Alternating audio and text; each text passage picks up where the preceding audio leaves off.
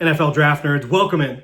As you might be able to tell, not the usual setup here, recording on my phone. It's a snow day in Jacksonville, Florida, of all places. So son's home from daycare, wife's home. We're both working from home now, so not able to do my usual setup on my computer with my fancy camera and all that good stuff, microphone, but still wanted to talk to y'all about the NFL draft today, talk about the wide receiver position specifically. It's been a while since we've talked at large about these wide receivers in the 2025 class. I think that the group is underrated. Bottom line, I think it is underrated and undervalued in a big way at this point. You know, mid to late January, still a lot of time before the draft takes place.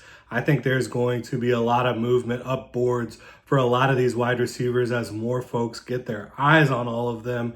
It's a talented group, and I think, you know, looking back at last year's class, it's easy to say, well, that class was a lot better than this class.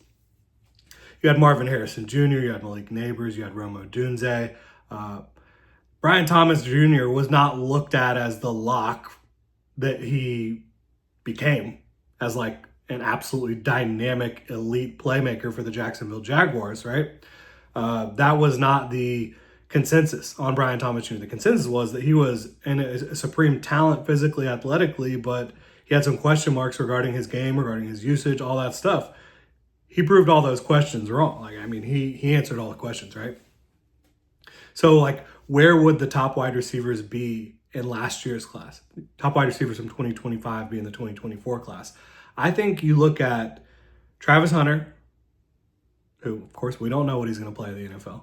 But Travis Hunter, the wide receiver, Luther Burden, and Tedero McMillan, I think they would all be in that 4 to 5 range last year's class. And yeah, you could say, well, so obviously not as good as 2024. That's fair. 2024 was like maybe the best wide receiver class we've ever seen at the top, and the guy that was drafted fourth ended up being the best out of all of them during their rookie years, right? It was absolutely nuts. And there's so many talented guys from that group. But I think there's 5 wide receivers this year that should be drafted in the top 32 in the first round. Not every one of them has a first round grade for me, but that's how it goes. Year to year, you're not going to have 32 first round grades every year. I think there's 5 guys, though, that should be in the top 32. That's Travis Hunter. And I would draft him as a wide receiver. I think there's just so much more volatility to the cornerback position year to year. I think you're going to get more consistent production from him at wide receiver. I think, you know, him helping out your quarterback, helping out the most important position in sports makes a lot of sense. I also think from a strength standpoint, like physical strength, mass on his frame, play strength, there are areas of the game at corner that will be more debilitating than they will be at a wide receiver spot with a creative offensive coordinator, right? Like if you want him to play man-to-man on Jamar Chase, good luck. Man-to-man on A.J. Brown, maybe he can hang. Maybe. I just think that's a tougher proposition than asking the best corners in the league to cover him. I mean, I just think his ability to create separation, his hand strength, explode up to get the football, contested catch situations. He never drops anything. And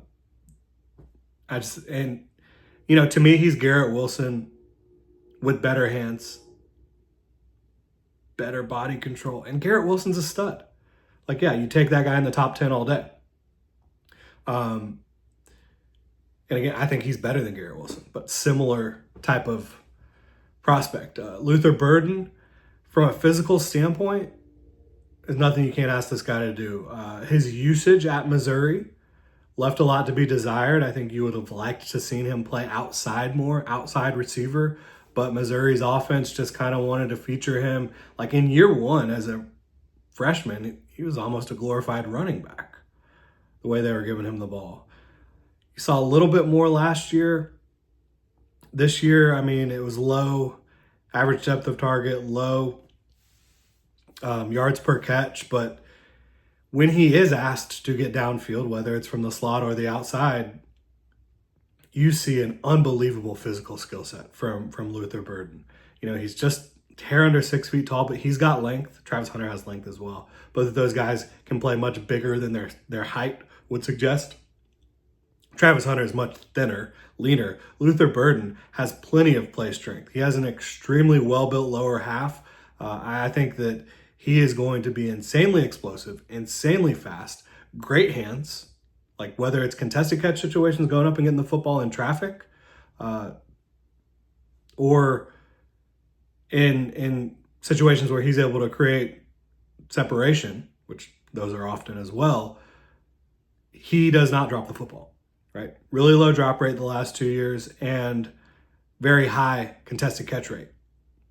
I just think he's got it all. And I think you're going to get him in a NFL receiving room, getting NFL coaching from a wide receiver room standpoint. And then you're going to get him in an NFL offense with somebody who is going to better utilize his skill set, which he can be used in the slot. He can be used as a back that you want to get the ball to, get it in his hands incredibly quickly, because he is a yak monster.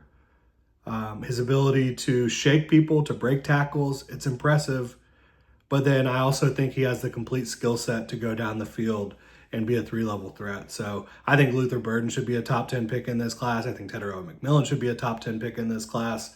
6'5", 215-pound Monstar, nicknamed T-Mac. You gotta absolutely love that. I'm a Magic fan. You can see over my shoulder there, got Paolo Banchero on the wall, but T-Mac is sitting right over there. So love the nickname, but the skill he brings to the field is unbelievable at his size. Like, he's a great nuanced route runner. He can sink his hips. One of my favorite things about him is just the way he comes back to the football in all situations, whether he's driving across the field, headed towards the sideline, deep down the field. He's going to attack the football and make it easier for the quarterback to complete passes no matter the situation. And the only thing about him is he's not going to be like a blazer when it comes to speed. But everything else you could really ask for in my mind, and just tremendous catch radius. I think he's going to be a wide receiver 1, X receiver at the NFL level.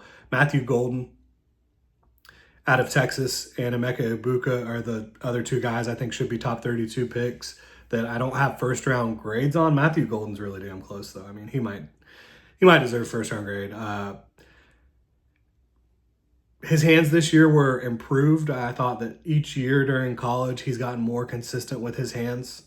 Still not like elite in terms of eliminating focus drops, but very, very good. And then he's excellent at tracking the ball down the field, creating separation at all 3 levels. He's a pretty good yak guy. I don't think he has quite the yak ability of any of the guys that we've talked about yet, but certainly can contribute as someone who you get the ball to quickly and expect to try to fight for extra yards, make somebody miss, get upfield. And I think you can use him across the formation as well. You've seen him release against press. You've seen him in the slot. You've seen him as a Z. I think that he is pretty damn explosive and quick. And I love his ability, again, to track the ball down the field, to adjust the ball, and to go up and make plays on it at about 6 feet tall, about 200 pounds. I love his game, too. I think he's going to be a really, really good wide receiver in the NFL. Emeka Egbuka, similar. I don't think he's quite as explosive as Golden, but I do think he's stronger.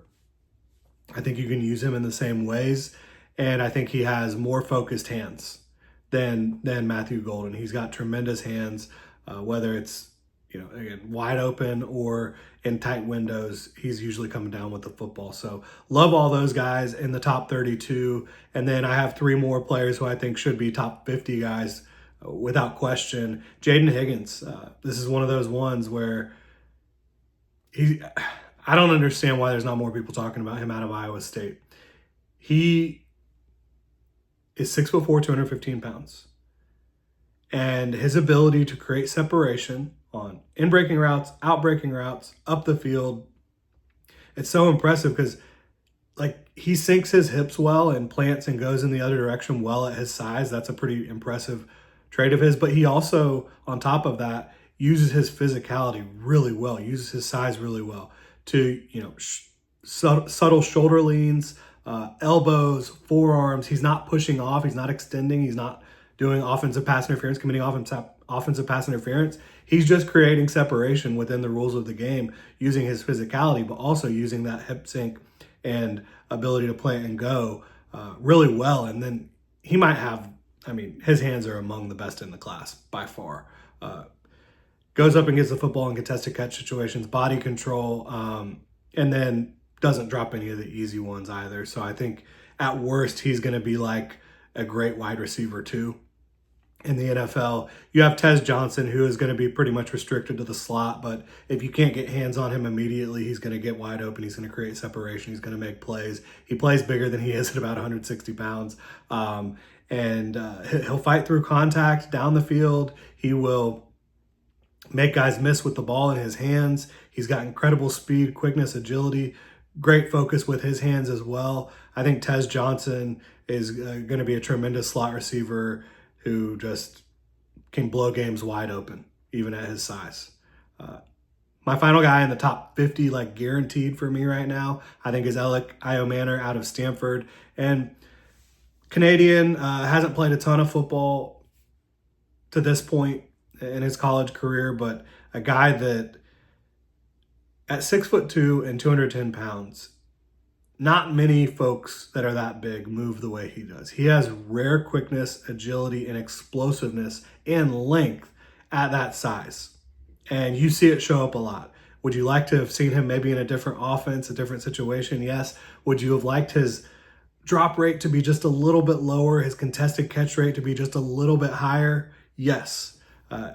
But, I mean, physical traits-wise, this guy could end up being a first-round value. Like, you could look in a couple years and Alec Iomanner could be a wide receiver 1 for a team, or at least a very good wide receiver 2, and he could be, you know, one of the steals of the draft if you get him in the late second round or third round.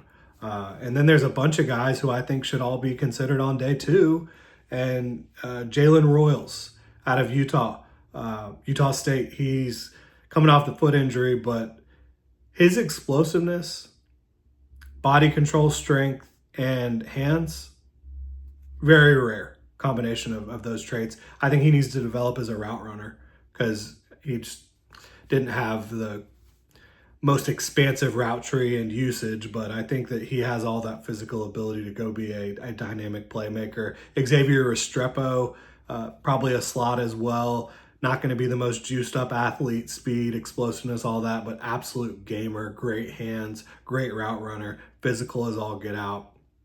He's going to make a football team a lot better. Isaiah Bond entered the draft as well, and this is a player who probably should be top 50, but didn't have the greatest year. He has unbelievable speed and quickness, dealt with injuries this year.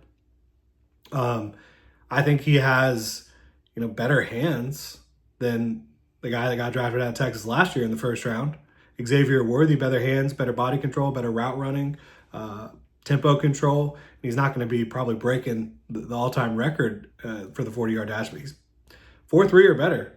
Guarantee you that for Isaiah Bond. So that's another exciting football player. Trey Harris out of Ole Miss, 6'2", 215, strong hands, body control, good nuanced route runner at his size. I think he's going to be a wide receiver 2 in the NFL. Ricky White out of UNLV. He's a 6'1", buck 90, really good length. This guy creates separation all over the field. Like, he is super explosive within the first 10, 15 yards, and comes down with a lot of really impressive catches in tight window situations as well. You've got Torrey Horton, who I think is a pro receiver already out of Colorado State. Really good route runner, a guy who almost always makes the first guy miss, and is, I think, at worst, a wide receiver 3 in the NFL. You've got Ty Felton, who's super explosive out of Maryland. He's been heavily featured in their offense. Savion Williams out of TCU, I think, is going to be a guy that maybe not an elite outside receiver, but as an offensive weapon, a la Cordell Patterson, someone in that. Like, he's got real size, real physicality, explosiveness, athleticism. He's rare. I think Daniel Jackson as a move Z / slot receiver out of Minnesota is going to be a really reliable guy, tough as nails, good route runner. I think enough explosiveness and quickness to get open at the NFL level. Talk about Jack Beck out of TCU as well. Big physical receiver. I think he's borderline day 2, day 3, but there's just so much talent in this wide receiver class, and we haven't even talked about everybody, but that's quite a list right there of guys that I think should be like top 100. I mean, 1, 2, 3, 4, 5, 6, 7, 8, 9, 10, 11, 12, 13, 14, 15, 16, 17 guys that I feel that strongly about. And especially at the top, I don't think you can go wrong with Travis Hunter, Luther Burden, Tedero McMillan, Matthew Golden, Mecca Ibuka. And then I feel really excited about Higgins, Tez Johnson, and Alec Manor as well. So I would love to know what y'all think about this wide receiver class. Still pretty early in the process for a lot of people. A lot more eyes are going to get on these guys, and I think you're going to see them rise up boards. But I do not think that this is a down wide receiver class at all. I think that probably expectations compared to 2024, you're not going to have classes where you have people talking about the top wide receiver as the greatest wide receiver prospect of all time every year. Malik Neighbors, Rome Odunze, Brian Thomas Jr., the list goes on and on last year. But this wide receiver class is damn good. There's going to be some really good football players in year one and beyond in this wide receiver class in 2025 NFL season. Can't wait to see where they land. And I just think anybody who's delusioned themselves into thinking this ain't a good class, absolutely wrong. Again, let me know what you think in the comment section below. If you enjoy the content, please like and subscribe. Y'all have a good one.